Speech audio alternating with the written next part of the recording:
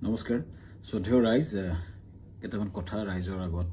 মুকলি কৰি দিয়াৰ কাৰণে কথা কোৱাৰ কাৰণে আহিলো যোৱা কিছুদিন ধৰি আমাৰ মৰমৰ জুবিনৰ ঘটনাটোৰ পাছত চাৰিপিনে বিৰাট ৰাইজ দুখত নিয়মান হৈছে আমাৰো কাৰণে আমাৰ বুকুৰ আপোন মোৰ অতি একেলগৰ ফিলছফাৰ ফ্ৰেণ্ড গাইড মানুহজনৰ ঢুকোৱাৰ পাছত আমি খুব নিয়মান অৱস্থাত আছো আৰু কিছুমান কথা ক'বলৈ ওলাই আহিছো কাৰণ ইমান বেছি ভুৱা কিছুমান কেম্পেইন হোৱাৰ কাৰণে আমি কথাখিনি ক'ব চেষ্টা কৰিছো শ্ৰদ্ধেয় ৰাইজ মই গুৱাহাটীলৈ যোৱাৰ কথা আছিলে আজি কিন্তু ইমানেই বেছি মোলৈ মেছেজ আহিছে আহিলে মাৰিম কাটিম প্ৰায় কেইবা হাজাৰ মেছেজ আহিছে যে গুৱাহাটীলৈ গ'লে কাটিম বুলি সেই প্ৰেক্ষাপটত যাব পৰা নাই সেই সময়ত খুব মন আছিলে গৰিমাৰ ওচৰত থিয় দিয়া মোৰ পৰিয়ালৰ নিচিনা মোৰ ভগ্নী গৰিমা বা দলটোৰ লগত এই ঘটনাটোৰ পিছত থিয় দিব পৰা নাই কিন্তু কিয় পৰা নাই ৰাইজ গম পাইছে কাৰণ আমাক থ্ৰেটনিং কৰা হৈছে কিন্তু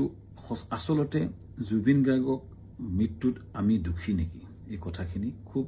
কিছুদিন ধৰি ছ'চিয়েল মিডিয়াত কিছুমান ব্যক্তিয়ে টিআৰপিৰ আশাত মামাকে দুখী সজাই কেংগেৰু কাউট পাতি যে নিজৰ ডিগ্ৰী দিলে কিন্তু আচলতে কথাটো কি জুবিন গাৰ্গক আমি কিয় মাতি আনিছিলোঁ শ্ৰদ্ধা ৰাইজ আমি যিটো নৰ্থ ইষ্ট ফেষ্টিভেল ডিল কৰোঁ সেইটোত উত্তৰ পূবৰ বিভিন্ন সংস্কৃতি বা খাদ্য বা পৰ্যটনৰ প্ৰসাৰ কৰা হয় প্ৰথম 2013 চনত পাতোঁতে আমি জুবিন গাৰ্গৰ লগতে কথা পাতিছিলোঁ তেখেতেই আমাক ব্ৰেণ্ড এম্বাছাডৰ হিচাপে গাইড কৰিছে যে মই সংপৃক্ত থাকিম অনুষ্ঠানটো আমি একেলগে কৰিম টিভিত বা বিভিন্ন মিডিয়াত তেওঁ বহুবাৰ কৈছে যে শ্যামকানুৰ সৈতে মিলি আমি নৰ্থ ইষ্ট ফেষ্টিভেল পাতোঁ দিল্লীত বা বিশ্বৰ বিভিন্ন ঠাইত তেওঁ নিজে ইয়াত সংপৃক্ত আছে বুলি বহু ভিডিঅ' আছে মই আপোনালোকক জনাম দেখুৱাম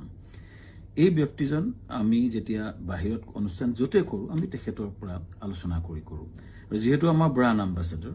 আৰু যেতিয়া আমি বিদেশত কৰিলোঁ দুইবাৰে তেওঁ বেংককত গৈছিলে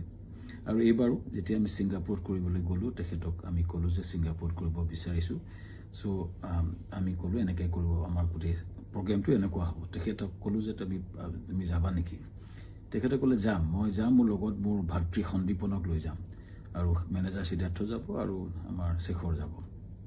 চ' এনেকৈ ক'লে কোৱাৰ পাছত আমি পিছত আৰু এগৰাকী সংগীত শিল্পীও আহিলে চ' কোৱাৰ পিছত আমি আয়োজন কৰা প্ৰক্ৰিয়া আৰম্ভ কৰিলোঁ আৰু প্ৰথম কথা শ্ৰদ্ধেয় ৰাইজ জুবিন গাৰ্গক মতাটো পাপ নহয় উত্তৰ পূৰ্ব আটাইতকৈ ডাঙৰ অনুষ্ঠান নৰ্থ ইষ্ট ইণ্ডিয়া ফেষ্টিভেলত উত্তৰ পূৰ্ব আটাইতকৈ ডাঙৰ যিজন সংগীত শিল্পী তেখেতক নিমন্ত্ৰণ কৰাটো যিহেতু আমাৰ ব্ৰেণ্ড এম্বাছাডৰো হয় আমাৰ লগত সংপৃক্ত হয় আৰু তেখেতক মতাটো পাপ কৰা নাছিলোঁ এইটো আমাৰ দায়িত্ব আছিলে তেখেতক নিমন্ত্ৰণ কৰাটো তেখেত কিয় 17 তাৰিখে আহিলে এইটো প্ৰশ্ন হৈছে তাৰ আগতে সুস্থ দেহাৰে আহিছে বুলি বহুতে লিখিছে কিন্তু তাৰ দুদিনমান আগতে তেখেতে আমাৰ 7 ছেপ্টেম্বৰত মুম্বাইত তেওঁ খুব ধুনীয়া পাৰফৰ্মেঞ্চ কৰিছে মুম্বাইত আৰু তেখেতে 1 তাৰিখে নে 3 তাৰিখে দিল্লীত তেখেতে পূজাত এটা অনুষ্ঠান কৰাৰ কথা আছিল সম্পূৰ্ণ কনচাৰ্ট বা মিউজিকেল প্ৰগ্ৰেম কৰাৰ কথা আছিল কেইবাটাও প্ৰগ্ৰেম তেওঁ লাইন হৈছে তেখেতে প্ৰগ্ৰেম কৰি আছিলে চ' গতিকে সুস্থ দেহাৰে আমি অনাটো আমাক এটা অতি ভুল দোষাৰোপ কৰা হৈছে তৃতীয় কথাটো হৈছে তেখেতৰ 17 তাৰিখে এইকাৰণে আহিলে সেইদিনাখন ডাইৰেক্ট ফ্লাইট আহিলে কাৰণ কলিকতা হৈ আহিলে বহুত দীঘলীয়া হয় 19 তাৰিখে আমাৰ অনুষ্ঠান আৰম্ভ হয় চ' সেইকাৰণে 17 তাৰিখে গ্ৰুপ ফ্লাইটত তেওঁ আহিছিলে লগতে দলটো আহিছিলে আমি পেন পেচিফিক হোটেলত ৰাখিছিলোঁ আমাৰ য'ত অনুষ্ঠান হৈছিল তাৰ লগতে চানটেকৰ লগতে পেন পেচিফিক এখন 5-star হোটেল সকলো দলটো আমি ৰাখিছিলোঁ ভালকৈ ৰখাৰ চেষ্টা কৰিছিলোঁ আমি তেওঁলোকক কথা পাতিছিলোঁ যে তেওঁ কৈছিলে আমি অলপ জিৰণি ল'ম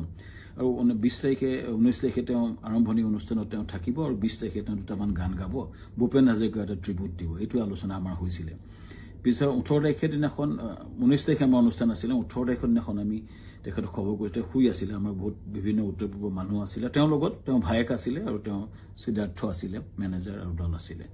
19 তাৰিখৰ দিনা ঘটনাটো ঘটিলে যেতিয়া আমাৰ সেইদিনাখন উত্তৰ পূৰ্বৰ বিভিন্ন মন্ত্ৰী বিষয়াৰ লগত আমাৰ এখন মিটিং চলি আছিলে উদ্যমীসকলৰ লগত ছিংগাপুৰৰ মিটিং চলি আছিলে যাতে আমি ৰাতিপুৱাই গৈছিলোঁ তেতিয়াই এই জাহাজৰ ঘটনাটোৰ কথা মোক সিদ্ধাৰ্থ শৰ্মাই ফোন কৰিছিলে 3:30 বজাত আমাৰ মিটিং আৰম্ভ হৈছিলে 12:30 বজাত চ' 11:30 মানতে মই চাংগ্ৰিলা হোটেলত গৈছিলোঁ আৰু তাত 3:30 মান বজাত আমি গম পাইছিলোঁ যে এনেকুৱা ঘটনা এটা ঘটিছে সিদ্ধাৰ্থই ফোন কৰিছিলে ক'ত ঘটিছে কেনেকৈ ঘটিছে আমি একো গম পোৱা নাছিলোঁ লগে লগে বহুখিনি তাকে লৈ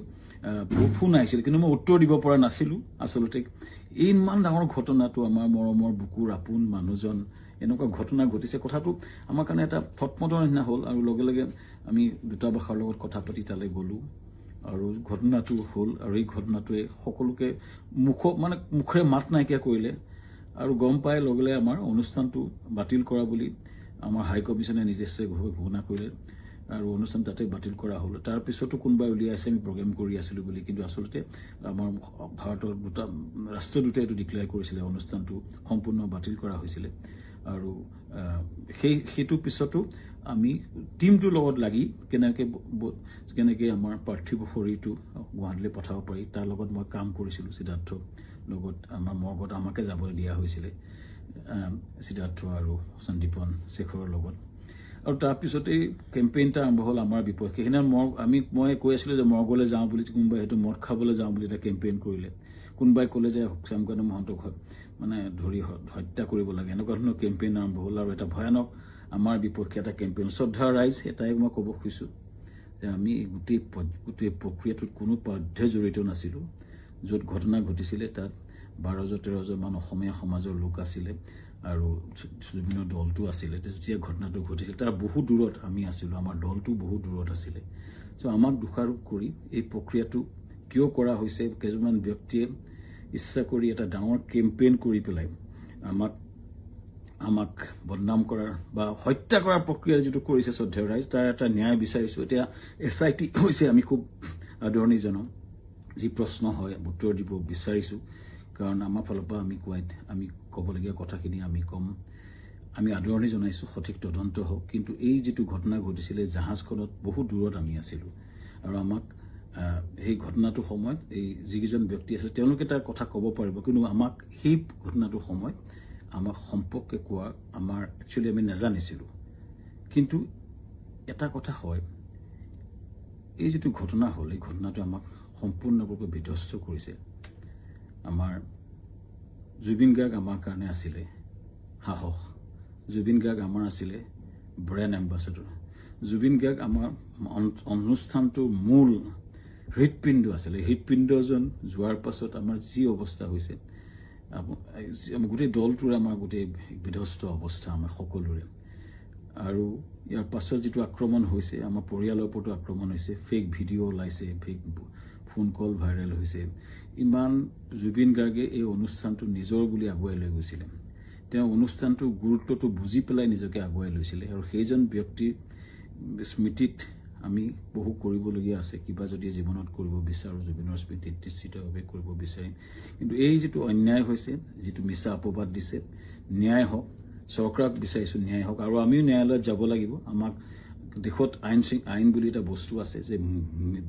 মিছা অপবাদত আমাক যিটো কৰা হৈছে বা নিজৰ ঘৰলৈ যাব নোৱাৰা অৱস্থা হৈছে আমি নিশ্চিতভাৱে কিছুমান মানুহ উচতনি দি যিটো কৰিছে আমি ন্যায়ালয়ক নিশ্চিতভাৱে ক'ব লাগিব যে আমাক ন্যায় দিয়ক সুৰক্ষা দিয়ক আৰু ৰাইজৰ পৰা ন্যায় বিচাৰিছোঁ চৰকাৰৰ পৰা ন্যায় বিচাৰিছোঁ আৰু জুবিনক আমাৰ মহান শিল্পী আমাৰ মৰমৰ বুকুৰ আপোন মানুহজনৰ আত্মাই চিৰ শান্তি পাওক ৰাইজৰ পৰা আশীৰ্বাদ বিচাৰিছোঁ ন্যায় বিচাৰিছোঁ ধন্যবাদ